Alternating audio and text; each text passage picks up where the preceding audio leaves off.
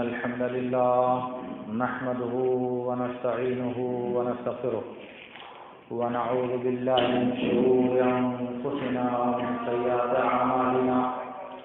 من يهده الله فلا مضل له ومن يضلل فلا هادي له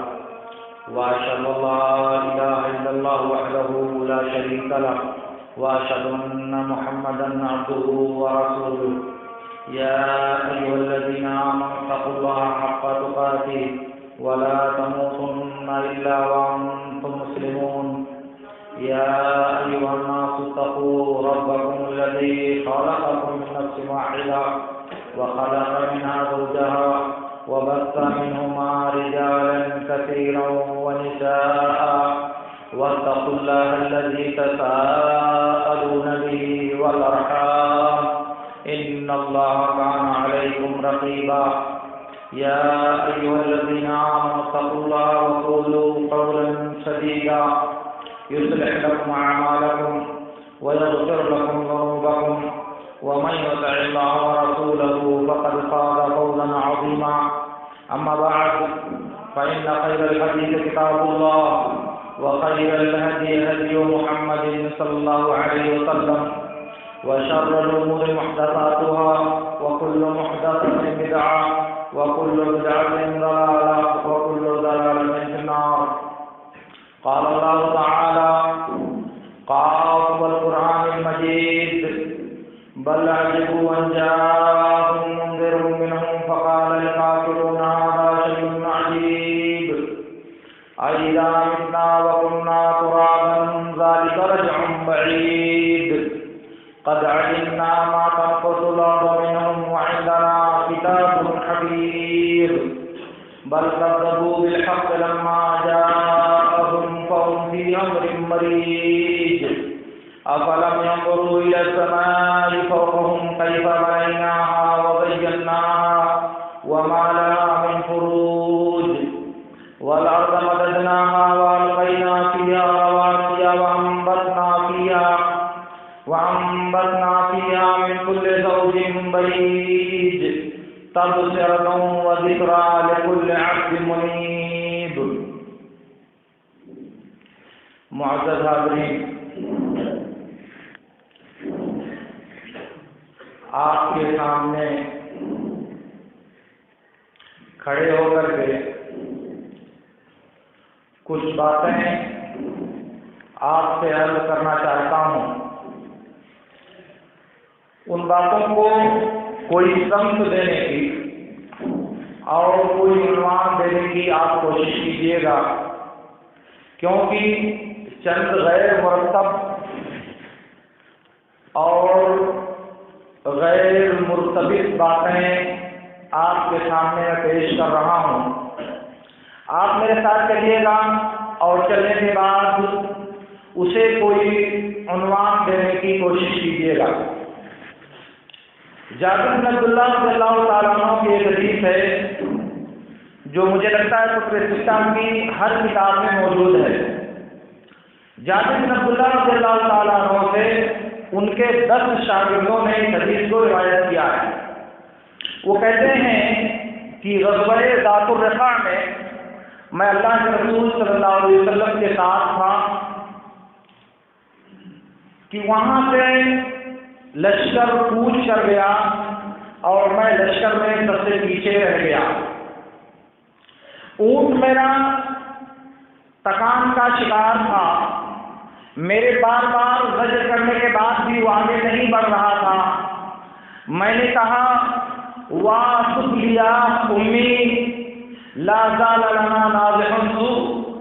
میری ماں مجھے دور کرے، ابھی تک ہمارے پاس ایسا اونٹ ہے جو استعمال کے لائق نہیں ہے. تب تھکا دینے والا، پریشان کر دینے والا اونٹ ابھی تک ہمارے پاس ہے. کہ اتنے میں نے دیکھا کہ پیچھے سے اللہ کے نبی صلی اللہ علیہ وسلم آ رہے ہیں. آپ نے کہا کون؟ میں نے کہا کہ جابر بن عبداللہ. کہا کیا ہوا؟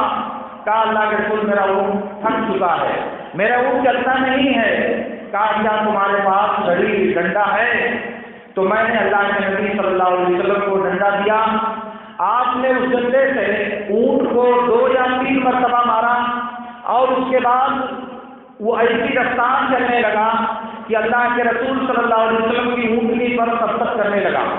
اللہ کے نبی کی اونٹنی سے بھی آگے بڑھنے لگا۔ میں لگام پکڑ کر کھینچتا تھا کہ اللہ کے نبی صلی اللہ علیہ وسلم سے آگے نہ بڑھنے پائے۔ اللہ کے نبی صلی اللہ علیہ وسلم نے جابر سے کہا کہ کیا جلد بازی ہے تم کو، کیوں جلدی واپس جانا چاہتے ہو؟ جابر رضی اللہ تعالیٰ عنہ نے کہا اللہ کے رسول، میں نے ابھی نئی شادی کیا ہے، میں نے ابھی نئی شادی کیا ہے، اس لیے جلدی جانا چاہتا ہوں۔ کہا کہ کس سے شادی کیا ہے؟ کہا کہ ایک باکرہ، ایک کنواری، ایک طیبہ عورت سے، یعنی شادی شدہ پرانی عورت سے میں نے شادی کیا ہے۔ اللہ کے نبی صلی اللہ علیہ وسلم نے کہا کسی کنواری عورت سے شادی کیوں نہیں کیا؟ تو جابر بن عبداللہ رضی اللہ تعالیٰ عنہ نے کہا اے اللہ کے رسول، جب احد کا دن تھا تو احد کے دن کی صبح میں میرے باپ عبداللہ بن حرام نے مجھے بلایا، کہا کہ اے جابر، اگر میرے پاس یہ تمہاری بہن عورتیں نہ ہوتی، لولا عنده سیات اخوات، اگر میرے پاس یہ تمہاری بہنیں عورتیں نہ ہوتی تو میری خواہش یہ تھی لحببت ان تتقدم وتقتل بین یدی، میری خواہش یہ تھی کہ اگر یہ لڑکیاں میرے پاس نہیں ہوتی تو میری آرزو یہ تھی کہ تم مجھ سے آگے رہتے، میدان معرکہ میں تم میرے آگے چلتے اور میرے سامنے تمہیں قتل کیا جاتا، لیکن یہ تمہاری بہنوں اور میری لڑکیوں کا مسئلہ ہے، اس لیے فاستوصي بأخواتك خيرا وإن عليك دينا فاقضه، کہا کہ میرے باپ نے مجھ کو وصیت کیا تھا کہ تم اپنی بہنوں کے ساتھ بھلائی کا معاملہ کرنا اور میرے اوپر کچھ قرض ہے، اس قرض کی تم ادائیگی کر دینا۔ تو اللہ کے نبی صلی اللہ علیہ وسلم، میرے باپ نے میری 9 بہنیں چھوڑی ہیں، تو میں نہیں چاہتا تھا کہ انہی بچیوں جیسی ایک دوسری بچی میں لا دیتا جو انہی میں جانت ضم ہو جاتی، جو انہی کی طرح بے شعور اور نہ تجربہ کار ہوتی، اس لیے میں نے ایک معمر عورت سے شادی کرنے کو ترجیح دیا تاکہ وہ گھر آئے اور ان بچیوں کی تربیت، ان کی نگہداشت، ان کی دیکھ ریکھ اور ان کی جو گھریلو ذمہ داریاں ہیں ان کو بہتر طریقے سے ادا کرے۔ نبی صلی اللہ علیہ وسلم نے کہا اصبت ورشدت، تو نے ٹھیک کیا اور تو نے ہدایت کی راہ پائی۔ اور اس کے بعد جابر بن عبداللہ رضی اللہ تعالیٰ عنہ سے اللہ کے رسول صلی اللہ علیہ وسلم نے کہا یہ اونٹ تم اپنا مجھ سے بیچو گے؟ کہا کہ اللہ کے نبی صلی اللہ علیہ وسلم یہ تو آپ ہی کا اونٹ ہے، آپ اسے لے لیجیے۔ کہا نہیں، تم مجھ سے اس اونٹ کو بیچ دو۔ جابر بن عبداللہ رضی اللہ عنہ نے کہا نہیں، اللہ کے رسول آپ کے لیے حاضر ہے، آپ اسے لے جائیں، اسے خریدنے کی ضرورت آپ کو نہیں ہے۔ اللہ کے نبی صلی اللہ علیہ وسلم نے پھر دہرایا فرض عینی ہے، مجھے بیچو اس کو، بتاؤ تم اس کا کتنا دام لوگے؟ اللہ کے نبی صلی اللہ علیہ وسلم سے جابر بن عبداللہ رضی اللہ تعالیٰ عنہ نے کہا سونے کی 1 اوقیہ، روایتیں اور بھی ہیں، 5 اوقیہ، 1 اوقیہ، 4 اوقیہ، 40 اوقیہ، متعدد روایتیں ہیں، لیکن یہ روایت شاید زیادہ راجح ہو کہ 1 اوقیہ سونے کے بدلے میں اسے بیچوں گا۔ اللہ کے نبی صلی اللہ علیہ وسلم نے کہا بخن بخن کم من نازع نازع فی اوقیۃ من ذہب، ذرا اس جملے پر ابھی تھوڑا غور کیجیے گا، کم من نازع و نازع فی اوقیۃ من ذہب، سونے کی 1 اوقیہ یعنی 40 دینار میں یہ اونٹ اور یہ اونٹ یعنی کئی اونٹ مل جائیں گے اس میں۔ اور اس کے بعد روایتوں میں آتا ہے کہ جابر بن عبداللہ رضی اللہ تعالیٰ عنہ اونٹ سے اتر گئے۔ کہا جابر کیا ہوا تم کو؟ کہا اللہ کے نبی ابھی اونٹ تو آپ کا ہے۔ تو اللہ کے نبی صلی اللہ علیہ وسلم نے کہا ارکب ولک ظہرہ الی المدینہ، سوار ہو جاؤ، تمہیں مدینے تک جانے کی اجازت میں دیتا ہوں اونٹ پر۔ جابر بن عبداللہ رضی اللہ تعالیٰ عنہ کہتے ہیں کہ میں آگے مدینہ پہنچا تو میری پھوپھی سے ملاقات ہوئی۔ پھوپھی سے کہا کہ اونٹ میں نے بیچ دیا ہے۔ پھوپھی کو یہ بات اچھی نہیں لگی کہ تمہارے پاس اور کوئی چیز نہیں ہے، تمہارا ہاتھ پیر سب کچھ یہی اونٹ ہے اور اسے تم نے بیچ دیا۔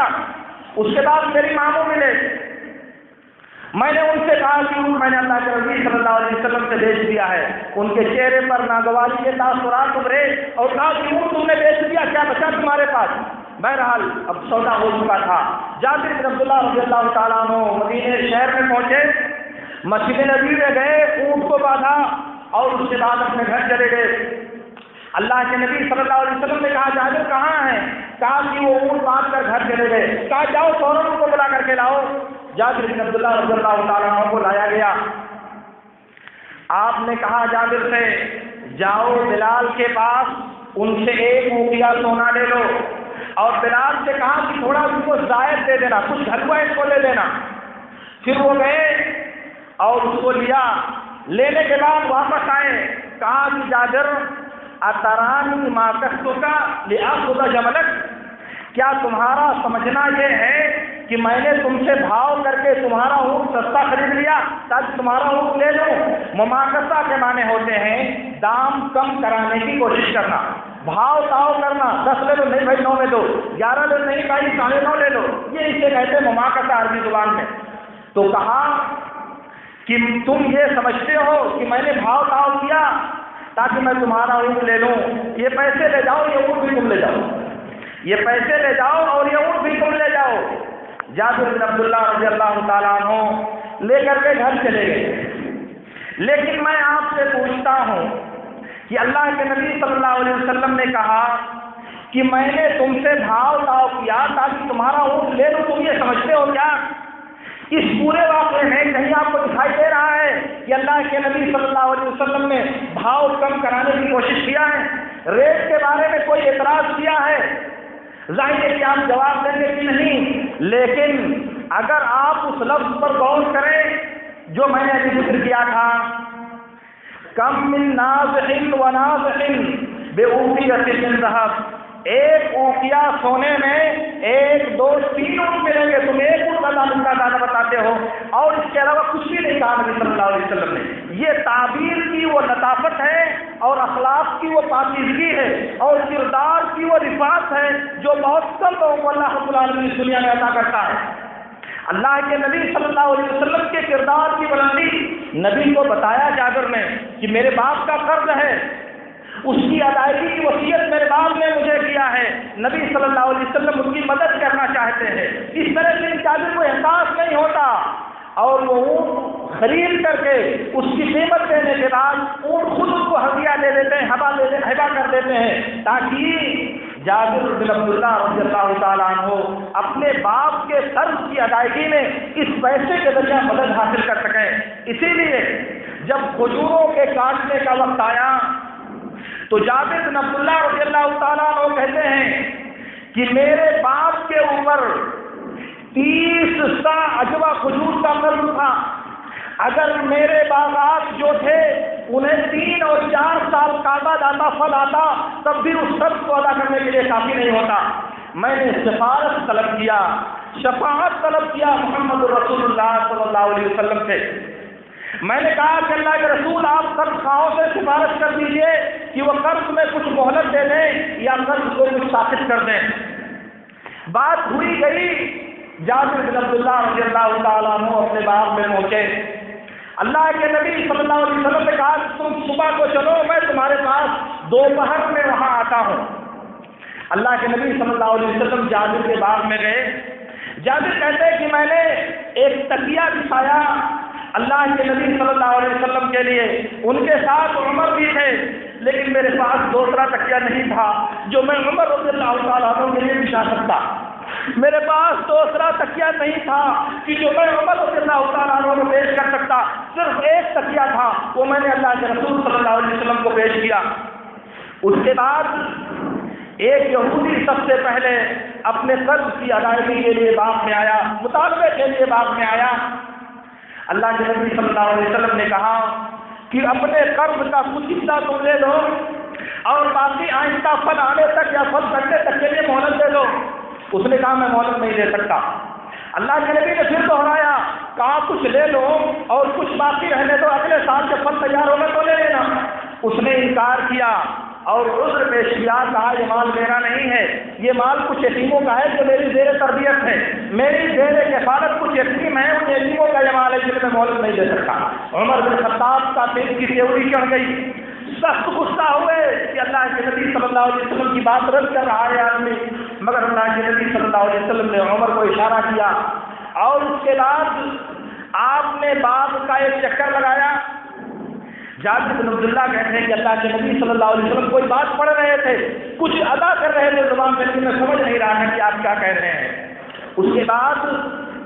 میں نے پھل کو توڑا، اکٹھا کیا، تمام قسم کے کھجوروں کو الگ الگ رکھا، اور اس کے بعد جتنے قرض خواہ تھے سب لوگوں کا قرض ناپ ناپ کر کے میں نے دے دیا، سب ادا ہو گیا، اور ایسا لگ رہا تھا کہ جتنا میں نے توڑا ہے اتنا ہی کھجور ابھی بھی زمین پر موجود ہے، اس میں کچھ بھی کمی نہیں آئی ہے۔ اسی تقسیم کے دوران ظہر کا وقت ہو گیا کہ اللہ کے نبی صلی اللہ علیہ وسلم نے جابر سے کہا کہ ہم لوگ جا رہے ہیں نماز پڑھنے، تو اللہ کے نبی صلی اللہ علیہ وسلم اور عمر رضی اللہ تعالیٰ عنہ اور اسی درمیان ابو بکر بھی آ گئے تھے بعد میں، وہ تینوں ظہر کی نماز کے لیے پہلے چلے آئے۔ جابر بن عبداللہ رضی اللہ تعالیٰ عنہ نے لوگوں کو دیا، قرض ادا کیا، قرض ادا کرنے کے بعد واپس آئے اور اللہ کے نبی صلی اللہ علیہ وسلم سے کہا کہ جو کھجور میں نے توڑا تھا اس سے اللہ رب العالمین نے میرے باپ کے قرض کو مکمل ادا کر دیا، اور زمین پر اتنا ہی کھجور موجود ہے جتنا میں نے توڑا تھا۔ اللہ کے نبی صلی اللہ علیہ وسلم نے کہا کہ جاؤ عمر کو بتا دو، جابر عمر کو جا کر کے بتا دو۔ جا کر کے جابر نے عمر بن خطاب رضی اللہ تعالیٰ عنہ سے کہا، عمر بن خطاب نے کہا کہ اللہ کے رسول نے جب باغ کا چکر لگایا تو مجھے معلوم تھا کہ یہ ہونے والا ہے، مجھے پہلے پتا تھا کہ یہ ہوگا۔ بعض روایتوں میں آتا ہے کہ مجھے معلوم تھا کہ اللہ کی برکت نازل ہوگی، دوسری روایتوں میں آتا ہے مجھے معلوم تھا کہ اللہ کی رحمت نازل ہوگی۔ جب نبی صلی اللہ علیہ وسلم کو میں نے باغ سے گھومتے ہوئے دیکھا، اللہ کے نبی نے کہا کہ ابو بکر کو نہیں عمر کو بتاؤ، اس لیے کہ غصہ ابو عمر رضی اللہ تعالیٰ عنہ سخت ہوئے تھے، ان کے سامنے معاملہ پیش آیا تھا، یہودی کی بد اخلاقی اور یہودی کے معاملے کی غلطی کا جو معاملہ پیش آیا تھا وہ عمر رضی اللہ تعالیٰ عنہ کے سامنے آیا تھا، اسی لیے کہا کہ جاؤ عمر کو تم بتا دو، اسی لیے کہا کہ تم جاؤ عمر کو بتا دو، اور عمر نے اپنے ایمان کا اور اطمینان کا اظہار کیا۔ میں آپ سے کر رہا تھا کہ نبی صلی اللہ علیہ وسلم کے اخلاق جو آپ ملاحظہ فرما رہے ہیں، صحابہ کے ساتھ نبی صلی اللہ علیہ وسلم کی سیرت جو آپ دیکھ رہے ہیں، اس سلسلے میں اگر آپ غور کریں تو نبی صلی اللہ علیہ وسلم نے جابر کی مدد کرنے کے لیے جو طریقہ اپنایا تھا، ان کی خوبصورت طریقے سے اعانت کرنے کے لیے، ان کے قرض کی ادائیگی کا سبب فراہم کرنے کے لیے نبی صلی اللہ علیہ وسلم نے جو اسلوب اپنایا، کیا آپ کو نہیں لگتا کہ وہ ہر انسان کے قلب و نظر کو قید کر دینے والا اسلوب ہے؟ کیا آپ نہیں سمجھتے کہ کتنا ہی بڑا جانی دشمن کیوں نہ ہو، اگر اس کے ساتھ یہ اخلاق پیش کیا جائے تو آپ کا گرویدہ ہوئے بغیر نہیں رہ سکتا؟ تو اگر اصحاب نبی نے محمد الرسول اللہ صلی اللہ علیہ وسلم کے ساتھ والہانہ اور رفتگی اور انتہائی عقیدت کے ساتھ آپ سے محبت کیا ہے تو پھر ان کا عذر کیا ہے؟ ان کا عذر کیا باقی رہ جاتا ہے؟ جس فنائیت کا، جس فدائیت کا، جس جانکاری کا اور جس قربانی کا مظاہرہ محمد الرسول اللہ صلی اللہ علیہ وسلم کے صحابہ نے نبی کے ساتھ کیا ہے، پوری انسانی تاریخ میں کوئی نظر نہیں ملتی۔ آپ سنیں، میں نے کہا کہ یہ اخلاق عالیہ اور سیرت کی رفعت بہت کم لوگوں پر عطا ہوتی ہے۔ امام شافعی رحمۃ اللہ علیہ محمد بن حسن شیبانی ابو حنیفہ کے دوسرے نمبر کے استاد کے شاگرد تھے، اور محمد بن حسن شیبانی ہارون رشید خلیفہ وقت کے مقرر تھے۔ یہ درس بغداد میں ہوتا تھا، شافعی بعد میں پہنچے بغداد میں، تو انہوں نے محمد بن حسن شیبانی کے درس میں حاضر ہو کر محمد بن حسن کی شاگردی اختیار کی، درس میں حاضر ہونے لگے، پڑھنے لگے۔ اب ظاہر ہے کہ درس ہو رہا ہے محمد بن حسن شیبانی کا، اور اس میں حاضر ہو رہے ہیں فقیہ حجاز محمد بن ادریس شافعی، جن کی فقاہت کی شہادت اور سنت کے احترام کی شہادت اپنوں اور غیروں سبھی نے دی ہے۔ اس لیے سنت کے اہتمام اور سنت کے احترام کا جو جذبہ اللہ رب العالمین نے شافعی کو عطا کیا تھا، میں نہیں سمجھتا کہ دنیا میں اس کی بہت کم نظیریں پیش کی جا سکیں گی، یعنی بہت کم لوگ ایسے ملیں گے جو اس درجے علیہ پر اللہ رب العالمین نے جنہیں فائز کیا ہو۔ بہرحال ذکر رہا تھا کہ درس میں بیٹھتے تھے تو بہت سی باتیں آتی تھیں جو حدیث سے معارض ہوتی تھی، دلیل سے خالی ہوتی تھی، تو امام شافعی اٹھتے تھے، تو جب استاد چلے جاتے تو جو لوگ بیٹھتے تھے شاگرد ان سے مناظرہ کرتے، ان سے مناقشہ کرتے، ان سے بحث کرتے اور سب کو مغلوب کر دیتے۔ امام شافعی قوی الحجہ انسان تھے، حجت کو پیش کرنے میں امام شافعی کو اللہ نے جو ملکہ ادا کیا تھا، اگر آپ جماع العلم پڑھیں تو آپ اشعث کر جائیں گے۔ شافعی کی ایک چھوٹی سی کتاب ہے، اور اگر اس کے علاوہ آپ رسالہ دیکھیں یا علوم دیکھیں تو دلائل اور دلائل کا استحضار اور ان سے استنباط کا جو ملکہ امام شافعی کے نصوص میں نظر آتا ہے وہ آپ کو ضرور حیرت میں ڈالے گا۔ لیکن میں آپ سے عرض کر رہا تھا کہ وہ ان کے شاگردوں سے بیٹھ کرتے، ان سے مناقشہ کرتے اور وہ چپ ہو جاتے، لاجواب ہو جاتے، اور وہ مجبور ہو کر کے خاموش ہو جاتے۔ جب کئی دن یہ بات ہو گئی تو شاگردوں نے استاد سے شکایت کیا، کہا کہ استاد جب آپ چلے جاتے ہو تو شافعی ہم لوگوں سے مناظرہ کرتا ہے، ہم کو لاجواب کر دیتا ہے، آپ کی باتوں کا رد کرتا ہے اور ہمارے پاس جواب نہیں ہوتا، تو ذرا آپ شافعی کو پکڑیے، ذرا آپ شافعی سے بات کیجیے۔ ایک دن شافعی کو روکا محمد بن حسن شیبانی نے، کہا میں نے سنا ہے کہ تم میرے شاگردوں سے بات کرتے ہو، میرے شاگردوں سے مناظرہ کرتے ہو، مجھ سے مناظرہ کیوں نہیں کرتے؟ مجھ سے مناظرہ تم نے کیوں نہیں کرتے تم؟ شافعی نے کہا انی وجلک عن المناظرہ، انی وجلک عن المناظرہ،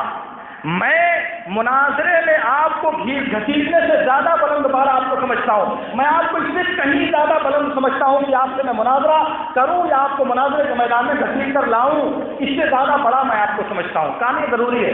لابد آج ضروری ہے کہ تم مجھ سے مناظرہ کرو۔ مناظرہ ہوا پانی کی طہارت کے بارے میں، کہ پانی کب ناپاک ہوگا اور کب ناپاک ہوگا اور کب پاک ہوگا، اس کے بارے میں دنیا میں سب سے گندا قول حنفیہ کا ہے،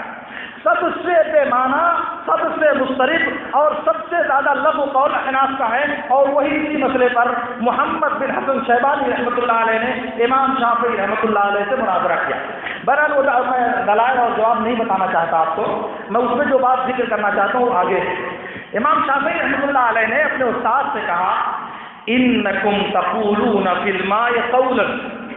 انکم تقولون فی الماء قولا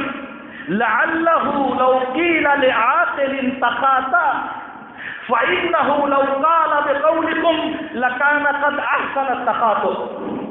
لکان قد احسن التقاطع۔ اس عبارت کو کتنے لطیف انداز میں شافعی نے پیش کیا ہے، آپ سنیں گے تو آپ زیر لب تبسم سے باز نہیں رہ سکتے، بہت لطیف عبارت استعمال کیا ہے۔ اگر میں اس کا فصیح ترجمہ کروں تو اس کا مطلب یہ ہوگا کہ آپ کا پانی کے بارے میں جو مذہب ہے وہ اتنا گندا ہے کہ اگر کسی عقل مند انسان کے پاس آ کر کہا جائے کہ اے عاقل آدمی تو غلط طریقہ اپنا لے، غلطی کر جا، اور اس عقل مند آدمی نے آپ کی بات مان کر کے اس بات کو مان لیا اور غلطی اپنا لیا، تو ایسا ہوا کہ جیسے کسی عقل مند آدمی نے مجنون اور دیوانے انسان کا بہت بہتر انداز میں کردار ادا کیا۔ بات اتنی لمبی اور اتنی بڑی ہے، اس سے بڑی بات کوئی کسی کو کیا کہہ سکتا ہے، مگر اس کے لیے جو اسلوب اختیار کیا ہے، جو انداز اپنایا ہے، انکم تقولون فی الماء قولا لعلہ لو قیل لعاقل تقاطع فإنه لو قال بقولكم فقد أحسن التقاطع۔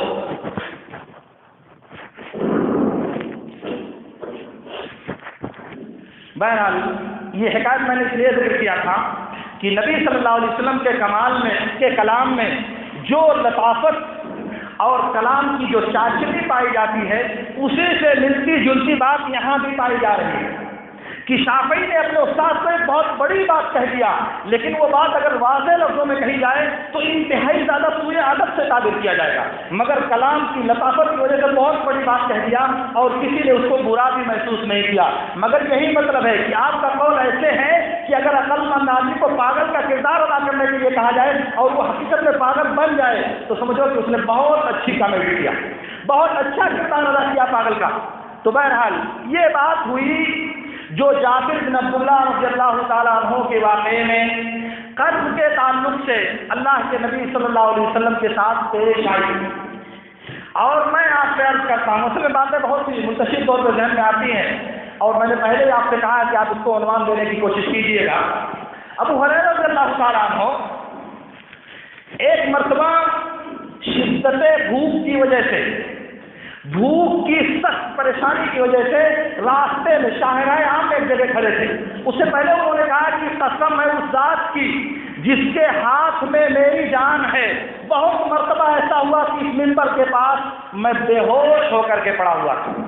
اس منبر کے پاس بہت مرتبہ میں بے ہوشی کا شکار ہو کر پڑا ہوا تھا۔ لوگ سمجھتے تھے کہ ابو ہریرہ کو بیماری لاحق ہو گئی ہے، اور بھوک کے علاوہ مجھے کوئی دوسری بیماری نہیں تھی، مجھے بھوک کے علاوہ کوئی دوسری آرزہ لاحق نہیں تھا، میں بھوک کی شدت کو تڑپ تڑپ کر بے ہوش ہو جاتا تھا۔ اس منبر کے پاس کھڑے تھے کہ ابو بکر صدیق رضی اللہ تعالیٰ عنہ گزرے، کسی آیت کے بارے میں سوال کیا، ابو بکر نے جواب دیا اور چلے گئے۔ وہ منشا بھاپ نہیں سکے ابو ہریرہ رضی اللہ تعالیٰ عنہ کی۔ پھر عمر فاروق رضی اللہ تعالیٰ عنہ آئے، ان سے بھی کسی آیت کے بارے میں سوال کیا،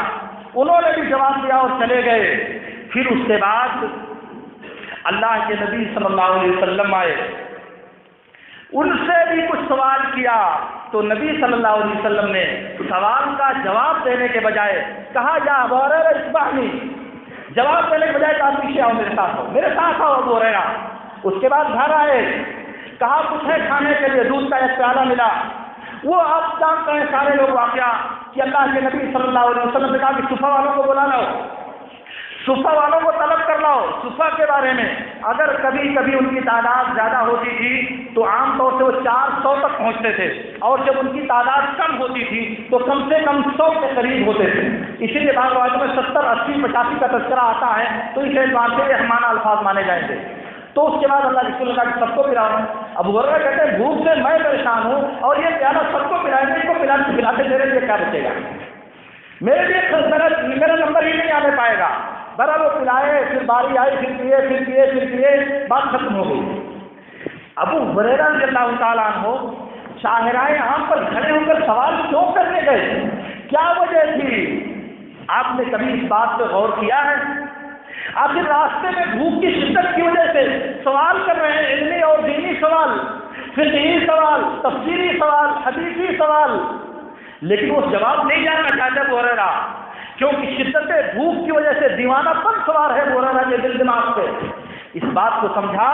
محمد الرسول اللہ صلی اللہ علیہ وسلم نے، اور ابو ہریرہ نے یہ راستہ اس لیے اپنایا تھا کہ جعفر بن ابی طالب رضی اللہ تعالیٰ عنہ جب بھی ابو ہریرہ سے ملاقات ہوتی، جب بھی ان کی ابو ہریرہ سے کہیں بھی گزرتے ہوئے ملاقات ہوتی، کہتے ہیں ابو ہریرہ میرے ساتھ آؤ۔ جب بھی ملاقات ہو جاتی ہے ابو ہریرہ سے، ابو ہریرہ میرے ساتھ آ جاؤ، میرے ساتھ آؤ، میرے پیچھے آؤ، میرے ساتھ چلو۔ ان کو لے جاتے اور کھانا کھلاتے۔ یہ عام سی بات تھی سیرت جعفر اور سیرت ابو ہریرہ میں، جب بھی ملے لے جا کر کے پکڑ کھانا کھلا رہے ہیں۔ تو شاہراہ میں گزرتے ہوئے کھڑے سے ملتے ابو ہریرہ کہتے چلو، تو وہ یہ سمجھ رہے تھے کہ کوئی اور جعفر آئے گا اور مجھے لے کر کے جائے گا، اپنے گھر کھانا کھلائے گا، اسی انداز میں وہاں کھڑے ہوئے تھے، اسی امید میں۔ مگر ان کے درد کو جعفر پہنچا چکے تھے اللہ کے گھر، ان کو سمجھنے والا اللہ کے نبی صلی اللہ علیہ وسلم کے علاوہ کوئی دوسرا نہیں ملا۔ اللہ کے نبی سے بھی وہی بات کہی انہوں نے جو ان سے پہلے ان کے دونوں ساتھیوں ابو بکر و عمر سے کہی تھی، مگر دونوں نے معاملے کی تہ کا ادراک نہیں کیا، مگر نبی صلی اللہ علیہ وسلم نے حقیقت تک رسائی حاصل کی۔ یہ ہے وہ اخلاق جو نبی صلی اللہ علیہ وسلم اپنے صحابہ کے ساتھ پیش کرتے تھے، یہ ہے کردار کی وہ رفعت جو نبی صلی اللہ علیہ وسلم کا اصحاب نبی کے ساتھ ہوا کرتا تھا۔ اور اگر آپ اس میں مقداد بن اسود کا واقعہ شامل کر لیں، مقداد بن اسود کا واقعہ، دودھ تقسیم کرنے والا، پھر بھی جانے والا، بہرحال اللہ رب العالمین سے میری دعا ہے کہ اللہ رب العالمین ہمیں ان باتوں کو سمجھنے اور ان پر عمل کرنے کی توفیق عطا فرمائے۔ وآخر دعوانا ان الحمدللہ رب العالمین۔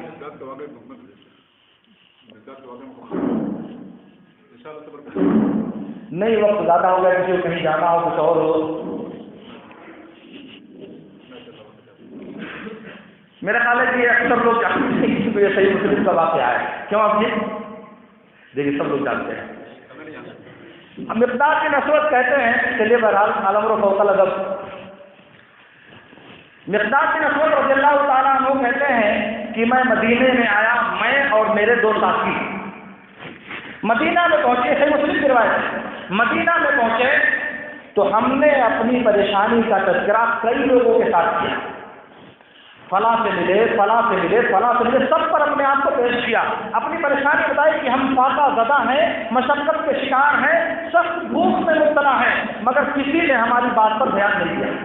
اب کرتے نہ کرتے ہم لوگ اللہ کے نبی صلی اللہ علیہ وسلم کے پاس آئے، آخری دروازہ ہمارے لیے وہی تھا، ہم نبی صلی اللہ علیہ وسلم کے پاس آئے اور آپ کے پاس اپنے آپ کو پیش کیا۔ اللہ کے نبی صلی اللہ علیہ وسلم نے کہا کہ یہ 3 بکریاں ہیں، ان کا دودھ ہم 4 کے درمیان دو کر کے تقسیم کرو، یعنی یہ 3 مقداد اور ان کے 2 ساتھی اور چوتھے نبی صلی اللہ علیہ وسلم کا، یہ 3 بکریوں کا دودھ دو اور 4 برتن میں تقسیم کر کے پیتے رہو، پلاتے رہو۔ وہ لوگ رہے اور اس کو دودھتے تھے، صبح شام پیتے تھے اور نبی صلی اللہ علیہ وسلم کو دیتے تھے۔ ایک دن شام کو ان تینوں نے اپنا حصہ دیا، مقداد نے بھی دیا۔ مقداد کہتے ہیں کہ میرا شیطان میرے پاس آیا اور کہا کہ نبی صلی اللہ علیہ وسلم کو اس دودھ کی کیا ضرورت ہے؟ نبی صلی اللہ علیہ وسلم جاتے ہیں انصاریوں کے یہاں، وہ ان کو تحفے دیتے ہیں، ان کو کھلاتے ہیں، ان کو پلاتے ہیں، وہ آسودہ ہو کر کے آتے ہیں انصاریوں کے گھر میں، ان کو اس دودھ کی کوئی ضرورت نہیں، اگر چھٹی بھی لو تب بھی کوئی فرق نہیں پڑے گا۔ مقداد کہتے ہیں کہ میں اٹھا اور گیا، دودھ دیکھا، اس کو پی لیا، جیسے ہی پیا اور دودھ پیٹ میں پہنچا، واپس نہیں آ سکتا۔ فمدہ من شیطان نے مجھے شرمندہ کرنا شروع کر دیا، تم نے نبی صلی اللہ علیہ وسلم کا دودھ پی لیا،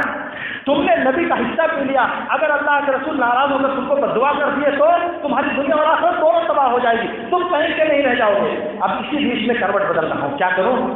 نبی نے اگر بددعا کر دیا تو پھر کیا ہوگا؟ نبی کا حصہ میں نے کھا لیا، اگر آپ بھوکے رہ گئے تو کیا ہوگا؟ کہا کہ میرے پاس ایک چادر تھی،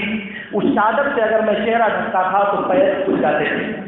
چادر اتنی کشادہ تھی کہ اگر چہرہ ڈھکتا تھا تو پیر کھل جاتے تھے، پیر کو ڈھکتا تھا تو چہرہ کھل جاتا تھا۔ نیند نہیں آ رہی تھی مجھ کو، اتقلب ظہرا لبطن، آگے پیچھے کروٹ بدل رہا تھا۔